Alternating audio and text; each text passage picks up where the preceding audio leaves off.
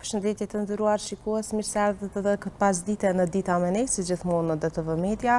Sot të flasim me doktor Mintor Spahiun për infertilitetin mashkullor dhe vezoret policistike dhe kam kënaqësinë ta kem në studio sot. Përshëndetje doktor. Përshëndetje edhe për ju. Atë fillojmë me vezoret policistike. Çka janë ato? Si shkaktohen, cilat janë ato simptoma? Vezorja policistike është një gjendje e cila karakterizohet me 3 elemente. Paraqitja e akneve dhe çimeve në fytyrë, çrregullimi i ciklit, si edhe dukja në ultraza ginekologjik karakteristik për vezorje policistike. Sa është e shpesh kjo smundje tek gratë? Po në fakt kjo gjendje është mjaft e shpeshtë, edhe në fakt është ndoshta njëri prej faktorëve më të shpeshtë që çon te infertiliteti femror. Mendohet që në botë ka 8 deri në 13% të gjitha femrave kanë vezorje policistike, në literaturë mund të gjendet edhe 15% është dikun. Do të thotë është një gjendje që është mjaft e shpeshtë. A është smundje apo çrregullim hormonal? Vezorjet policistike është sindrom.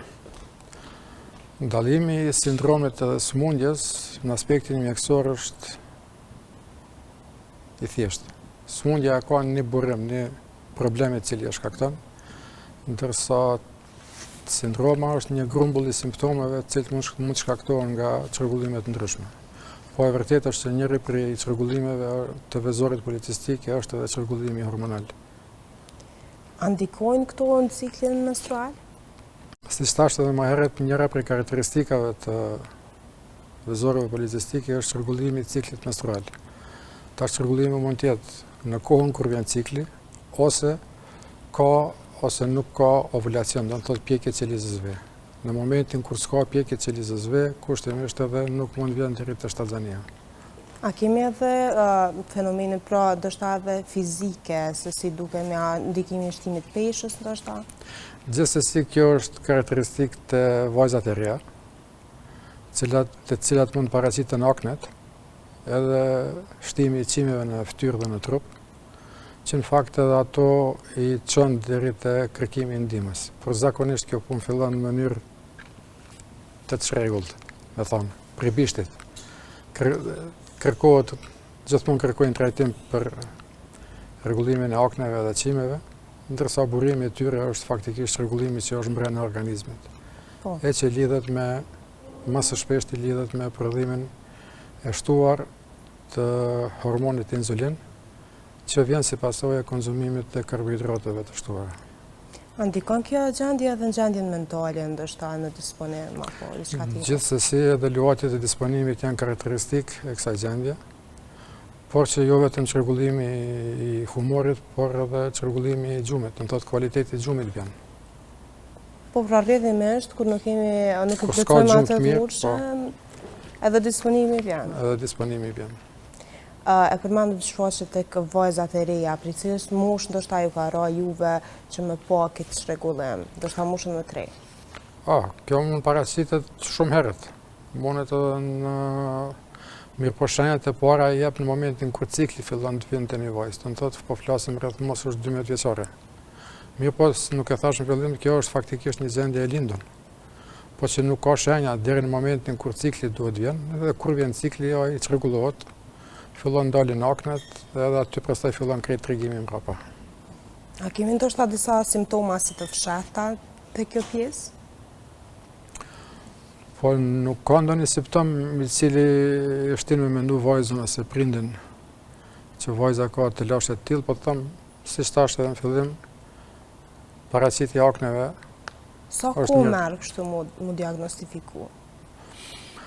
Qofse diagnostifikimi fillon nga mjeku i cili mirret me këtë punë, domethënë nga endokrinologu, nuk e besoj që ka ndonjë tezgjatje për diagnostifikuar vezorjen policistike.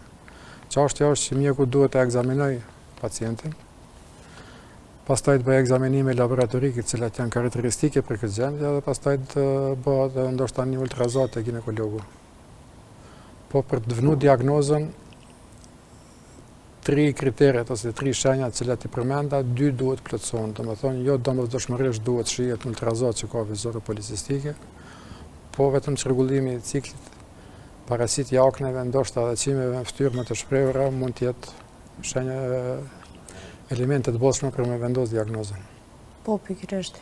Përmendëm pjesën mentale, pra sa ndikon nëse një person është edhe i stresuar në këtë pjesë, a e përkeqëson gjendjen apo Tek puna e stresit më duket është një term që është i super abuzuar tani. Stresi në mjeksi është mos adaptim në rrethana të reja të tjetuarit. Nuk do me thonë që çdo bashkëbisedim, çdo ballafaqim në jetë duhet trajtohet si stres. Stres faktikisht është diçka që zgjat më shumë.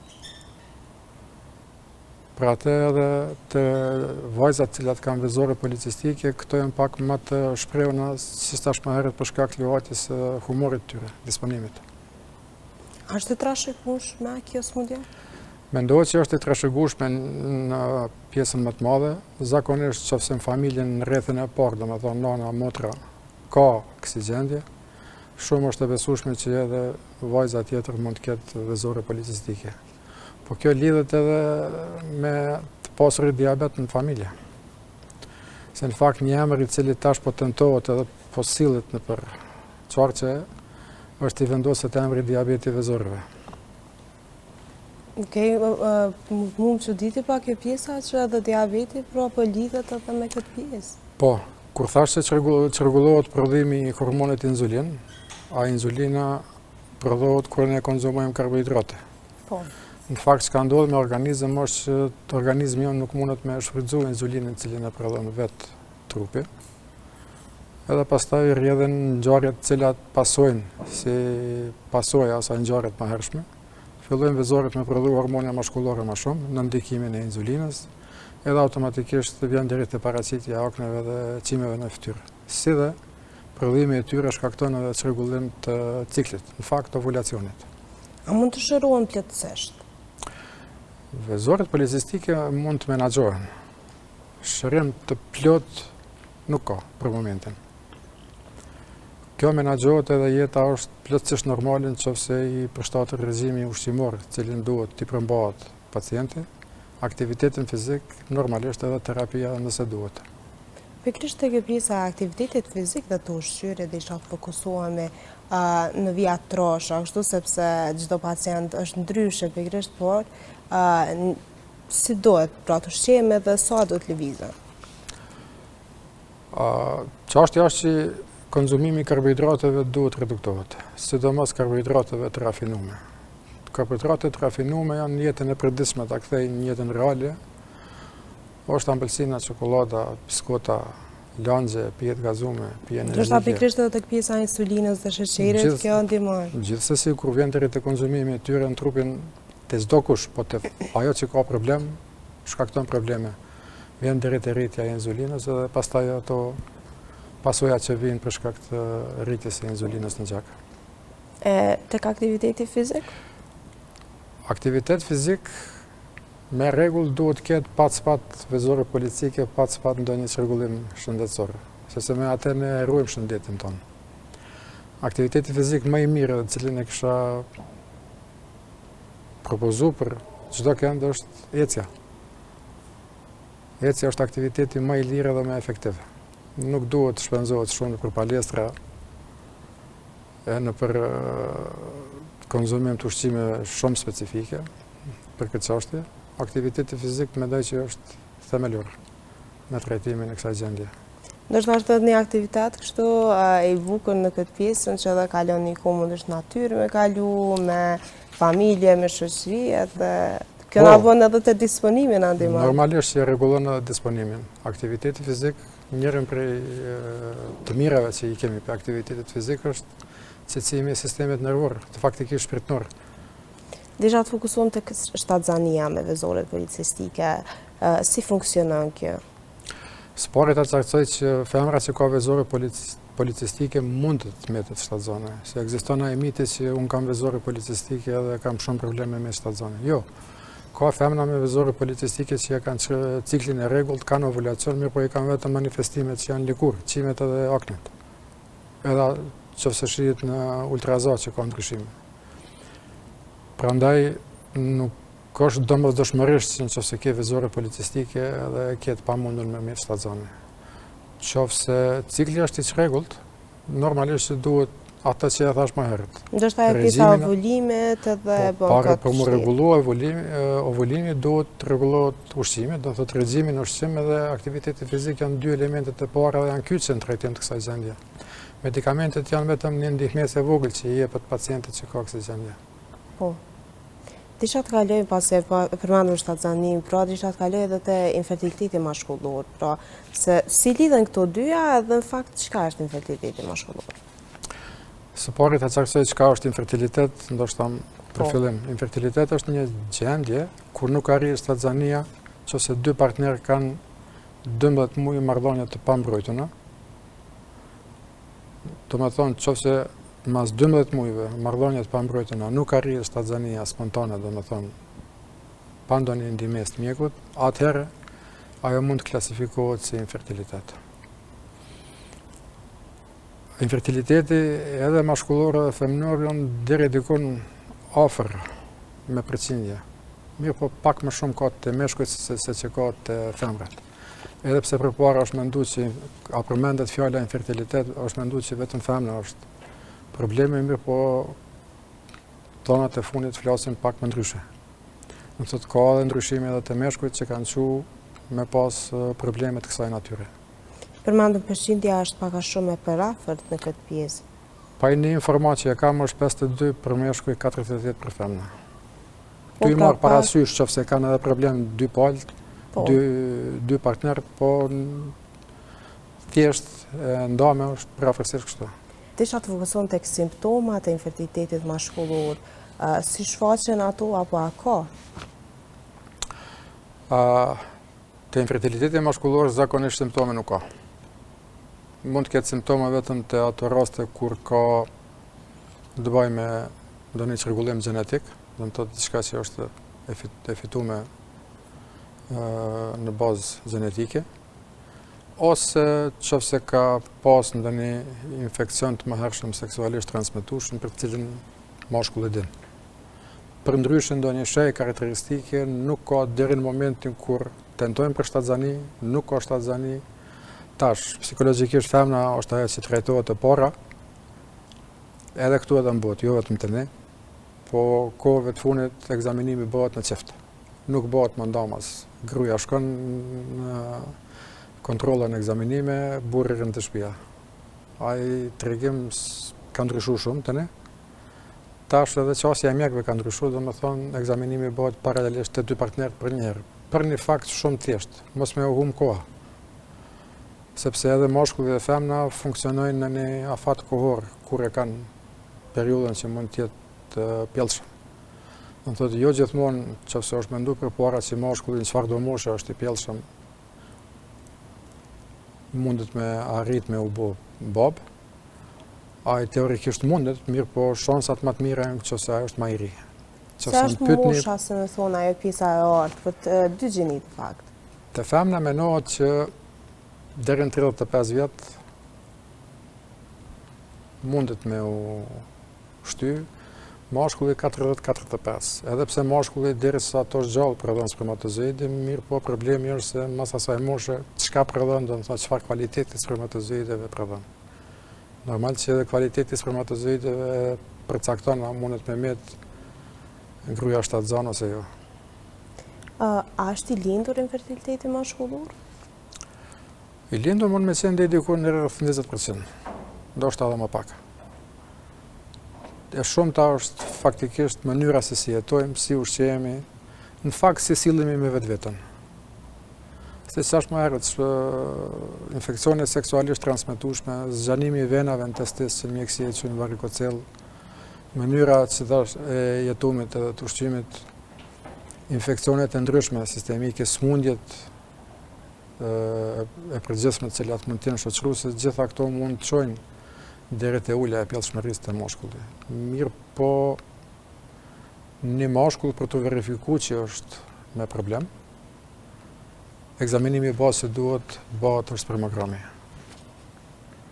Spermografi një herë i bëmë edhe nëse ka mangësi nuk do e verifikon që mashkulli ka problem, pra ai duhet përsëritet edhe një herë pas një muaji.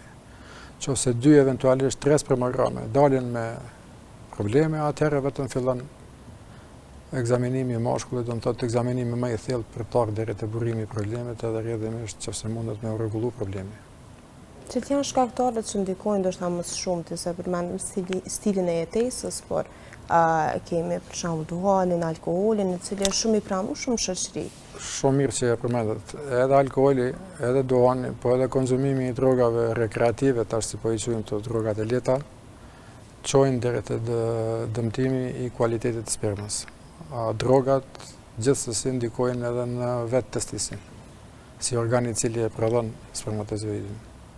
Këtu nuk duhet të anashkalohet edhe përdorimi i anabolikëve, do të thotë testosteroni, këta që shkojnë në palestër, që dojnë me u duk mirë.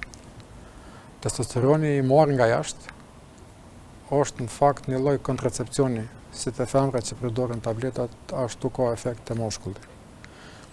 Kjo është një anomali praktikisht në trupin tonë që vetë mashkulli prodhon testosteron edhe është hormon bazë për të jetuar, ndërsa me e marrë prej jashtë ka efekt komplet ndryshe.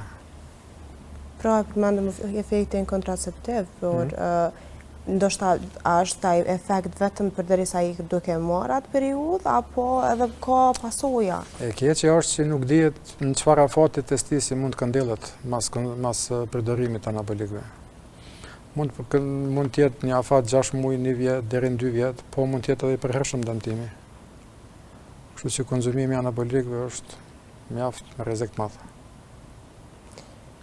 A mundet mu përmirësu infertiliteti mashkullor, pra sepse ndoshta kemi edhe raste shumë të komplikume, raste më të lehta, përmendëm stilin e jetesës, çka munden na me bu? Mos tingëllon kjo shumë eron, po infertiliteti mashkullor mund të përmirësohet, mund të rregullohet kualiteti i spermës edhe mund të arrihet shtazania. Tash ka me qenë spontane ose përmes metodave të asistimit të frytnimit asistuar. Ajo më varet prej gjendjes së mashkullit. Po gjendja e pashpresë nuk është. Do thotë është gjendje e cila mund të rregullohet edhe mund të ndihmohet mjaft. Sidomos kohëve të fundit kur ekzaminimet kanë shkuar në nivel krejt tjetër, më nuk bëhet vetëm ekzaminim i thjeshtë të mashkullit, po bëhen edhe ekzaminime shumë specifike të cilat tregojnë për aftësinë e pjellshmërisë të tij. A kemi raste kur ndoshta 100% është infertilitet mashkullor? Ka raste kur në mjekësi e quajmë azospermi, do me thonë nuk ka asnjë spermatozoid në spermogram. Ato janë rastet më të rënda, kërkojnë ekzaminim shumë më të detajum. Me siguri duhet bëhen edhe teste gjenetike pos analizave hormonale, edhe të bëhen ekzaminimet radiologjike, do të thotë bëhet ultrazani e testiseve për të shikuar a është e mundur me ndihmu ose jo. Po një pjesë shumë e vogël është gjendje e cila në fakt është e pashpresë. E përmendëm edhe peshën trupore dhe tek gratë, po edhe tek meshkujt, si ndikon kjo? Te meshkujt, rritja e peshës trupore ka një fenomen.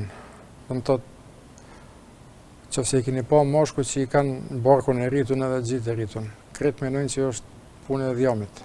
Po ajo është dhjam, po është formu për shkak të një fenomeni që ndodh në trupin e mashkullit plot, ku testosteronin cilin e prodhon, indi dhjamor e kthen në hormon femnor, estradiol, i cili ka ndikim si te femrat. Të kuptohemi, edhe mashkulli dhe femna janë kombinim i këtyre hormoneve. Edhe mashkujt kanë testosteron edhe estradiol, se secili e ka punën e vet në trupin e tij, edhe ashtu edhe te femna. Femna ka hormon kryesor estradiolin, testosteronin e ka në vlera shumë më të vogla.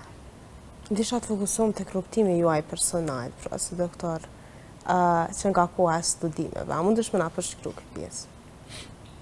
Studimet i kanë filluar në Universitet Prishtinës. Pastaj kur u bën trazinat e viteve 90 u dash me shku në vendlindje ku kam lind në Shkup, me vazhdu studimet. Pastaj specializimin nga mjekësia interne kam kryer në Prishtinë. Subspecializimin nga endokrinologjia prapë jam kthyer në Shkup. Edhe së fundi subspecializimin nga andrologjia, do të thotë për infertilitetin mashkullor, kam kryer në Selanik. Sa t'u aduk ndoshta nga fillimet e studimeve, të dallimet me tash? Kur je student nuk e ki ndjenjën që ka është me punu mjek. E din vetëm si koncept që një ditë mund të shme u bo mjek, qofse i kryen studimet edhe mësën. Mirë po, ballafaqimi me punën reale është çka më ndryshe se ato që është në libër. Libri ta jep dijen, pa dije duhet në mënyrë praktike me apliku. Aty është mjeshtria e mjekësisë. Edhe në fakt, se unë jam gjenerate 3 e mjekëve në familjen teme, tash është vajza gjenerata 4, një sene kom su prej babës. Diagnoza vendosët tu bisedu me pacientin. Ai ta jep diagnozën. Prandaj edhe gjaja parë që duhet më bo kur e ki një pacient para veti është me bisedu dhe me ndigju. Në fakt me vëmendje me ndigju se ai të ndihmon shumë për me ndihmu ti mandej ati në Europa. Po pikërisht sepse ky dëgjimi aktiv gjithmonë edhe në fakt profesion në gazetarisë është gjëja kryesore, se këtë të rrisë që përvojnë tash. Po nuk duhet me ndigju për mu përgjegj, po duhet me ndigju për me kuptu problemin. Sa mendoni që ka ndryshu mjekësia nga fillimit e studimeve tua, pra me tash, sepse ju e përmendet keni edhe subspecializime ndryshme. Apo jap një shembull konkret se tash shpjeja kom vajzën e po i shoh librat e saj. Po. Librat e saj unë i kom përdor për specializim, ajo e përdor për provime fakultet. Ajo është një dallim i madh. Unë kom mësu me literaturë serbo-kroate në atë kohë, vajza ime mësu me literaturë të huj. Teknologjia në kohën kur kom mësuan, edhe tash janë si nata me ditën. Për shembull për marrë vetëm CT-n edhe rezonancën magnetike. Rezonancën magnetike e kom dëgju vitin e 5 studimeve që ekziston. As sot është ekzamenim që bëhet në Kosovë pa asnjë problem. Po du të them që ka avancime të mëdha, edhe shkencore, edhe teknologjike, në mjekësi që e kanë bërë mjekësinë me qenë më e fokusuar, më e drejtë për drejtë. Më e thjeshtë është në kuptimin për me, jo më e thjeshtë, po më e lehtë është me ardhur deri te diagnoza se përpara. Ky është dallimi i cilin e shoh për momentin. Cilat janë ato memorjet tua më të këndshme prej fakultetit? Pa, kur kam shkuar në Shkup, gjuhën se kom fol. Kom ditë se kroatisht, po maqedonisht jo. E kom ditë që me serbo-kroatisht muj me u shërby. Një për mu ka dash me siguri një 6 muj deri sa kom fillu me fol në gjuhën. Edhe mandena ka qenë ma e letë për mu edhe me kuptu ligjërat edhe me dhonë provimin në maqedonisht. Se në momentin që flet gjuhë tjetër edhe atje këshyr është pak më ndryshe. E kjo më ka bërë krenar që e kom mësu shpejt, edhe pse mendoj njerëz që nuk ka shumë dallim, po ka finesat cilat e bëjnë dallimin mes tyre dy gjuhëve, po për mu ka qenë e arritun. Çka ju ka motivuar më së shumti? Po një mrit familje me mjek. Normal ajo statusi i mjekut edhe në atë kohë kur kom studiu ka qenë më i veçantë. Edhe normal, po gjaja parë është me pas mundësinë me ndihmu dikujt, i cili është në problem. Kush nuk shkon te mjeku pse ka qef me e pa mjekun. Njëri shkon me e pa mjekun kur ka zor. Edhe nuk ka mdokën ndjenjë më të mirë se kur ajo është siklet shpirtit edhe ti mundesh me i ndihmu edhe me ia dhënë zgjidhje. Nuk mund me pas motiv më të madh. Po pikërisht humanizmi në këtë pjesë është edhe me vërtet një profesion, ndoshta që edhe në pjesën mentale duhet të qenë shumë i fortë. Se shihni këtë pjesën e përfshirjes emocionalisht? Me kohë fillon edhe vënon një farë kufini, dhe i ku e lën. Ma ka mësu një doktor që kom punu me te, më ka thonë mentor në këtë punën tonë, kur po flas me infertilitet mashkullor, se dhe nuk ka letë me u marrë me te. Gjithmonë dije që një pjesë të helmit të pacientit ti kime e thithë, po problemi është sa kime mujtë me evnu kufinin që mos me të damtu edhe ty. Mu shpesh më do të punoj edhe kur vej natën shpe jom totalisht i paft me fol me njerëz të shtëpisë. Po fatmirësisht më kuptojnë edhe nuk kom dhe një problem në të asaj natyre. Po thëmë, përvoja e banë vetën, përvoja të banë edhe ma rezistent në ato që e ndigjonë. Për momentin mundet me të dërmu aty për aty, po ti e din që duhesh mu po gati për tjetrin i cili vjen, sa i tjetrin nuk e ka për bërgjë. A keni pas në një pacient që me të vërtet kështu e ka pas këtë efekte kjo emocionalisht ju ka prek shumë? Çdo shtatzani që arrijet të një moshkull i cili ka pas problem me fertilitet, për mua është një gëzim, ju thëmë krepe ma keni ndres ditën. Nuk ka ndjenjë më të mirë se me një që dikush është bo respektivisht non, kur ti kisim pjesa ati procesi. Po të kuptomi, kur flitet për infertilitet mashkullor, duhet mos me harru dhe ginekologun i cili mirët me femrat, edhe urologun i cili e merr një pjesë të ekzaminimit të moshkëve. Që është pjesa më e vështire e punës? Pjesa më e vështire e punës, mi thonë dikujna që s'ka shpresa. Shpresa vëdes e fundet. Qofse ti ai i cili kemi thonë që shpresa është zero, nuk e besoj që mundet ndonjë mjek me përbi lukë më të madhe të helmin se ata me e bo. Po zanati nuk pyet. Duhet bëhet. Edhe duhet edhe me i thonë.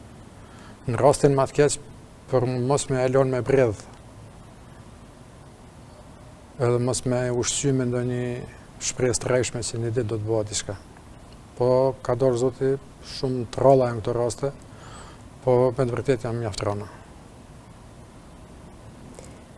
Është vështirë edhe për juve si mjek, sepse keni rolin edhe psikologut një farë mënyre, qasin me pacientët. Si mendoni që qasja me pacientët do të me puna? A keni një formullë kështu që keni bu kështu si ekspertizë gjatë viteve? Si shtash, gjëja e parë është me ndigju çfarë halli ka. Edhe mandej me u mundu me qenë likurin e ti me e kuptu aj qysh po e përjeton edhe qysh po e sheh problemin e vetë që me ditë qysh edhe mi u qasë. 2 njerëz nuk janë njësoj, 2 probleme nuk janë njësoj edhe 2 qasje nuk janë njësoj. Dasht e pa dasht, tu ballafaqu çdo ditë me 10 herë gjatë ditës, nuk është kjo çështje rutinore. Unë mëngjes shohëm edhe them don Zotin nuk më takon me një rast pa shpresë sot, se nuk është e lehtë me i thonë. Po si thash, duhet secili njeri me tentu me kuptu në botën e vet çysh ai po e sheh problemin. Që me mujt me ndihmu, nëse është e mundshme. Doktora, përmendëm vajza është gjenerata e 4 të mjekëve në familjen tuaj, apo e shihni vetën tek ajo?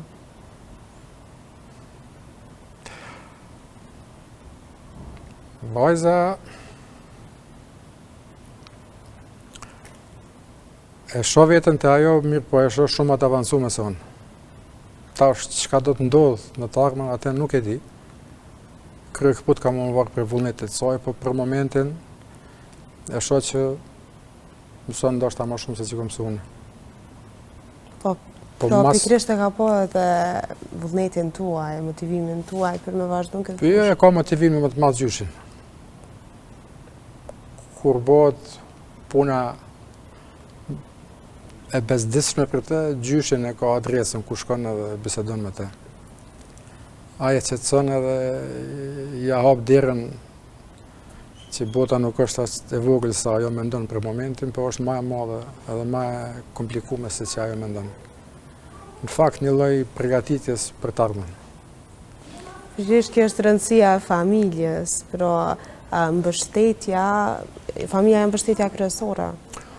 Unë fatmirësisht 3 grave ja u kam bërë shkret suksesin të nonës, krus, edhe një doktoreshe ku punoj. Ato 3 kam pas ndikim të madh me mshty për para se nuk është e lehtë. Kur e bën edhe një mosh me shtu ala shkollim, në fakt mjekësia është shkollim derisa të jesh gjallë. mjekësia është bunar pa fund. Veç për çështja është sa don me u thellu dhe sa don me u ekspozu në informata të reja, cilat ti pane i përdor në punën tonë të përditshme.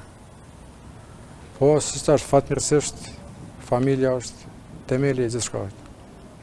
Për atë edhe, kur më pyetët për punën e fertilitetit, sa një parë që më shkon në mend, qysh me arrit me kriju njëri familje dhe me qenë i plotësuar. Po. Doktor, për në fund, cili do të ishte mesazhi juaj për çiftet cilat janë këtë rrugtim? Këtë e kam thënë edhe në emisione tjera, edhe pse kam e tinglu stereotip që i ndëgjum, unë e kuptoj që bota ka ndryshu. Unë e kuptoj që jemi të e dash vetën ma shumë se përpara, barem jemi të e tregu tash. E kuptoj që çdo njeri do në me mri diçka në jetën e vetë. Mirë po ora biologjike e hecë. Ideale kush mundet është që me mujt me i bo edhe avancimet e veta personale, edhe krijimin e familjes, paralelisht në një kohë cila është e kënaqshme për dy aspektet. Sepse çdo e shtyme e procesit krijimit familjes, mas veti ka edhe problem, i cili pastaj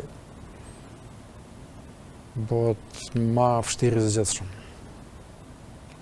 Doktor, faleminderit shumë që ishe sot në studio. Faleminderit edhe juaj për ftesën.